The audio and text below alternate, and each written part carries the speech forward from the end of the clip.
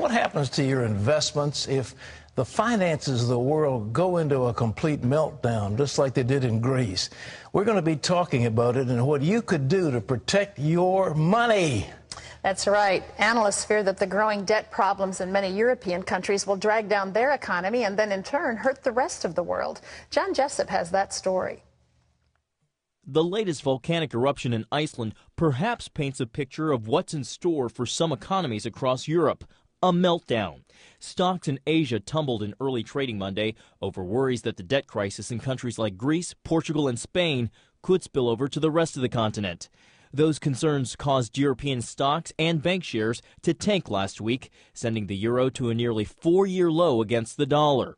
Worries about a weak economy in Europe sent oil prices temporarily below $70 a barrel. The European Union and the International Monetary Fund approved a $136 billion bailout package to help Greece out of its debt crisis. That's on top of a $1 trillion rescue package to protect the euro, a move that was made to safeguard the 16-member nation's common currency. German Chancellor Angela Merkel says those actions won't solve the problem. It will only buy some time to make the necessary fixes.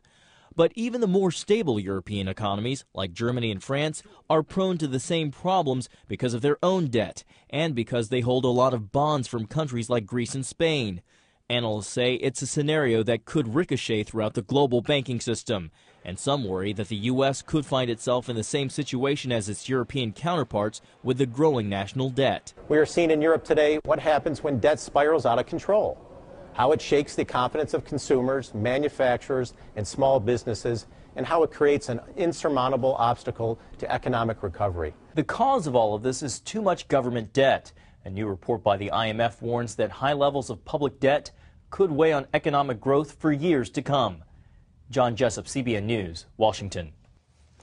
This could be the worst that the world has ever seen, and we're going to talk about the effects of all this on the United States later on and what it'll do to your portfolio and what you ought to do to protect yourself. Well, Lee Webb has the rest of our top stories in the CBN newsroom. Lee? Pat, once again, more Americans call themselves pro-life on the issue of abortion. 47% say they are pro-life, 45% pro-choice. According to the latest Gallup poll, the pro-life side has maintained a lead in the poll for a year now, reaching as high as 51% last May to 42%.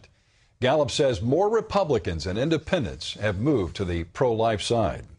The Episcopal Church now has 2 openly gay bishops. Nearly 3,000 people watched as Mary Glasspool became a bishop in the Los Angeles diocese. The 56-year-old lesbian says she has been with her life partner for more than 20 years. In 2003, the church consecrated its first openly gay bishop, Gene Robinson, in New Hampshire. That move caused many to leave the denomination and form the Anglican Church in North America. Pat? You wonder how much they can do to kill themselves. It's almost like self-inflicted wounds. I dare say the exodus is going to become a stampede, and I dare say many churches are going to be moving out. Many of the conservative dioceses will move, and they will be embraced by the worldwide Anglican community. But the Episcopal Church, as far as I can see, in America is dead. It's kind of like ought to be called something else. It's not really any longer a Christian church. Lee? Arizona is not the only state being flooded with illegal immigrants. Border towns in Texas are seeing more Mexicans who are looking for refuge from deadly drug cartels. Here's that from Graham. Fort Hancock, Texas. In this quiet town just east of El Paso, Texas, there has been a surge of new people moving in. They're literally walking. If they have vehicles, they're loading up their vehicles and coming. Just south of the border from Fort Hancock, El Porvenir is one of many Mexican towns terrorized by drug cartels. 30 days ago, cartels moved in and put up signs, "Get out of town or die." Where they're running to? North of the border and into Fort Hancock, Texas. What are they supposed to do? When somebody comes in and just tells them y'all have 48 hours to leave? Come on, you know. These drug cartels don't make empty threats, and this video is proof. Already, dozens of homes have been torched because the people inside took too long to leave. All they had to defend themselves is rocks and sticks. I mean, there's no police force whatsoever in Puerto Venir or several little villages up and down the river there. On Easter Sunday, this church was torched and gutted by fire. They take it serious because they've seen a bunch of killings. They've seen when they drop off dead bodies on the side of the road and cut their heads off or something, you know. They've seen it, and they're going to run. But the question you might be asking, why would these major cartels be interested in taking over these little towns? It's all about landmass, and the international boundary here is hardly glamorous. For the cartels, it's a perfect opportunity to smuggle humans and to smuggle narcotics. And for the sheriff's department, there are 5,000 miles to cover and only 17 deputies. West says while thousands have fled El Porvenir and the surrounding towns, exactly where they have gone is hard to say. When they do come across, they don't want to be found. They don't want law enforcement on the American side to find them. They just want to be in a safe place. South of the border, the people of these towns are simply at the mercy of the cartels and without any help from Mexican police or military. What's going to happen after all these people are starving out there? They don't have nowhere to go. They're living in barns. They're living in cabins. Who knows? There's children out there. Ephraim Graham, CBN News. Iran has agreed to ship most of its enriched uranium to Turkey. The uranium will then be returned to Iran in the form of fuel rods.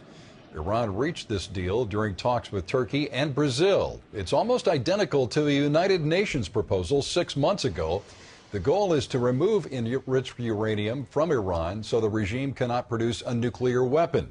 Some UN countries, including the U.S., remain cautious about the details of this agreement. Pat? Thank you very much. And I don't trust those guys. I wouldn't believe what they said because they're serial liars. And they have obfuscated this initiative. And this is one more. We're going to ship it to Turkey. Yeah, sure. I don't believe it.